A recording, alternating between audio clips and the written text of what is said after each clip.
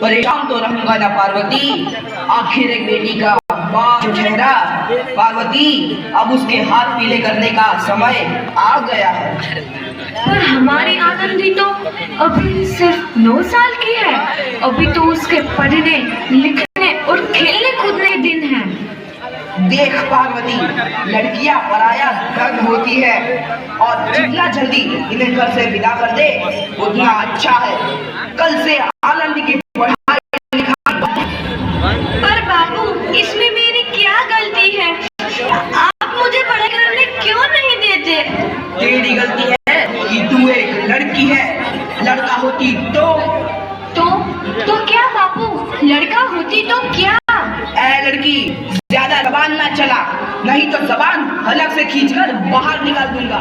बापू, मैं पढ़ लिख कर कुछ बनना चाहती हूँ। मेरी पढ़ाई ना रोको बापू। आनंदी, तुझे पढ़ना है तो पढ़, लेकिन सारी उम्र बाप की छाती पर ये बोझ बनकर ना बैठ। पर बापू, अभी तो मेरी उम्र में पढ़ाई लिखाई है। मुझे पढ़ लिख कर डॉक्टर बनना है।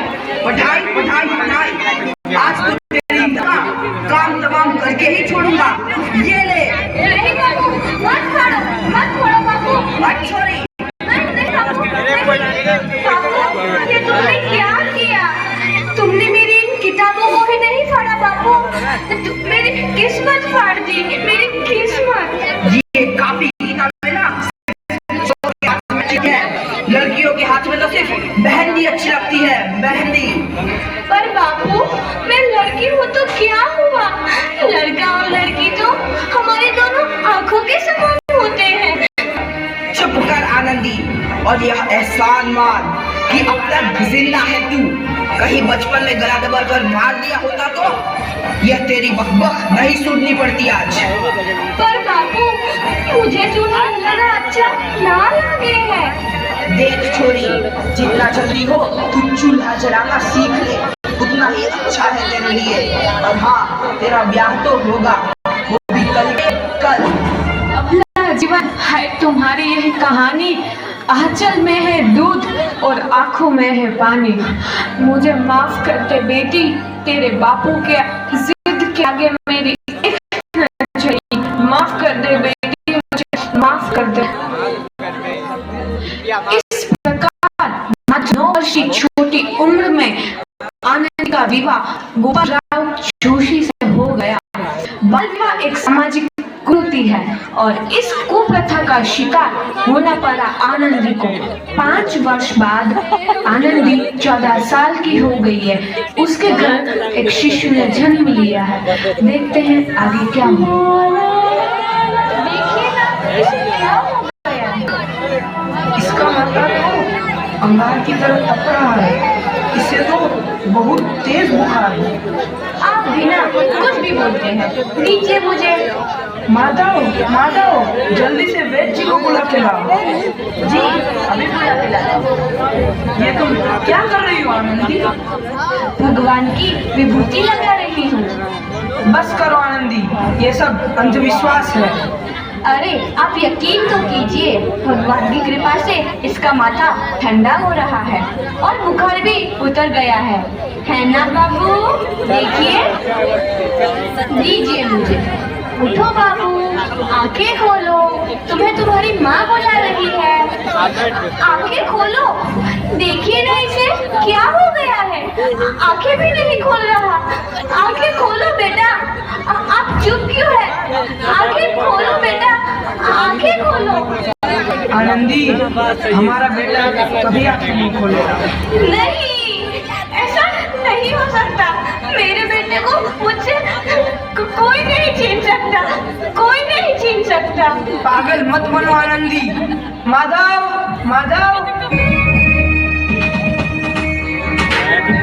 आनंदी, बंद करो ये पागलपन। भगवान ने मेरा बच्चा छीन लिया। भगवान ने नहीं, तुम्हारी अशिक्षा और अंधविश्वास ने तुम्हारा बच्चा छीना है। अगर तुम पढ़ी लिखी होती तो आज हमारा शिशु जीवित होता। तुम अनपढ़ थे आनंदी, अनपढ़। नहीं, अब मैं अनपढ़ नहीं रहूंगी मैं अनपढ़। मैं पढ़ूंगी ताकि कल किसी और आनंदी को इलाज के अभाव में अपना बच्चा ना खोना पड़े। शाबाश आनंदी, और यही तुम्हारे अपराध के लिए प्रायश्चित भी है।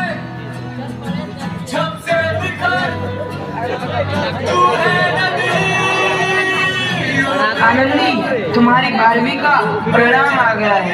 तुमने पूरे कॉलेज में प्रथम स्थान अर्जित किया है। आनंदी, तुम्हारी मेहनत रंग लाई है। तुम्हें शिक्षा वृत्ति मिली है। ये लो तुम्हारे अमेरिका जाने की टिकट। मुझे शिक्षा वृत्ति मिल गई, मैं अमेरिका जा रही हूँ। और ये सब पे अकेले कैसे कर पाऊंगी? आनंदी, अपने आप को इतना कमजोर क्यों समझ रही हो? फिर इतना पढ़ने लिखने का क्या फायदा? तुम अभी गवार की गवार नहीं हूँ मैं अब गवार।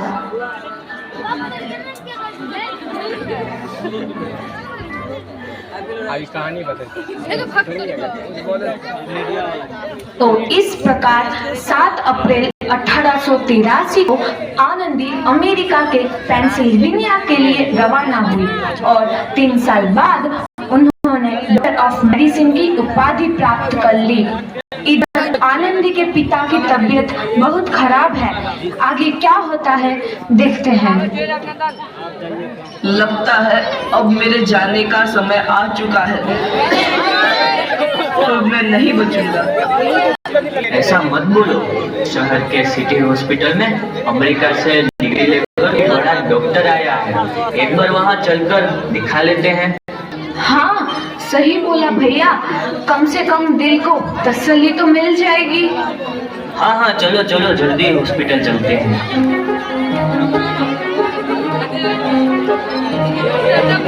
इस मरीज की हालत तो बहुत ही खराब है। कोई चमत्कार ही इसे बचा सकता है।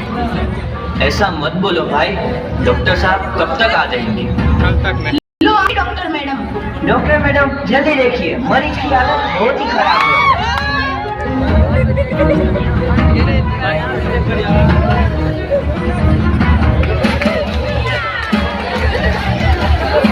अब आप बिल्कुल ठीक हैं। मौत के मुंह से आपको बचाया है डॉक्टर मैडम ने।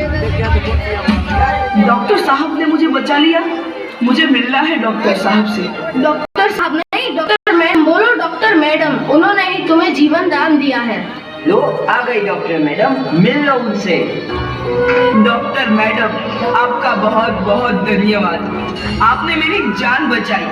इसके बदले में मैं गरीब भला आपको क्या दे सकता हूँ? वचन चाहिए मुझे कि कभी ये नहीं कहोगे कि लड़कियां कुछ नहीं कर सकती। वचन? ये कैसा वचन? अरे श्यामलाल, तुमने पहचाना नहीं? तुम्हारी बेटी आनंदी। आनंदी? मेरी बेटी आनंदी? डॉक्टर? हाँ बापू, वही आनंदी जिसके लिए बचपन में तूने चूल्हा और दूल्हा के अलावा कुछ नहीं सोचा था। आनंदी, आनंदी मेरी बेटी, मुझे माफ कर दे। मैं तेरा गुनहगार हूँ बेटी। नहीं नहीं बापू, वही आनंदी जिसके हाथ पीले करके तुम उसकी सारी जिंदगी काला कर देना चाहते थे। माफ कर दे मुझे मेरी बच्ची, माफ कर दे। मैं तेरा अपराधी हूँ मेरी बच्ची, माफ कर दे। नहीं बापू, मैंने तो तेरा एहसान चुकाया है। याद है ना अपना एहसान जो बचपन में तुमने मुझ पर किया था? ताने सुना सुना कर जीते जी मार डाला था मुझको। अब बोल, और किस किस को मारेगा? आनंदी बेटी, मुझे माफ कर दे मेरी बच्ची। मैं तेरा गुनहगार हूँ। बापू, आपने ही तो बोला था किताबें करना तो आंखों में फर्क करने समान है। एक का पढ़ना और दूसरे का ना पढ़ना सामाजिक अधिकार है बापू, सामाजिक अधिकार। उपकार मांगता हूँ मैं तुझ जैसी बेटी का, जिसने सारी उम्र मुझसे कुछ ना मांगा। मांगा तो सिर्फ बराबरी का दर्जा, वरना सच तो यह है कि मैं तेरी माफी के लायक भी ना हूँ। मुझ जैसा बाप तेरी बराबरी कर सके, उसके मैं लायक भी ना हूँ मेरी बेटी, मैं लायक भी ना हूँ। अपने बापू को क्या माफ नहीं करोगी आनंदी? माफ कर दो आनंदी, माफ कर दो। सुबह का बुरा यदि शाम को घर लौट आए तो उसे भूलना नहीं कहते। तो इस प्रकार आनंदीबाई जोशी ने अपनी मेहनत मेहनत और अटूट इरादे से न केवल भारत की पहली महिला डॉक्टर बनी, बल्कि आगे चल के उन लड़कियों के लिए सुनहरा रास्ता दिखा गई जो जीवन में कुछ करना चाहती थी।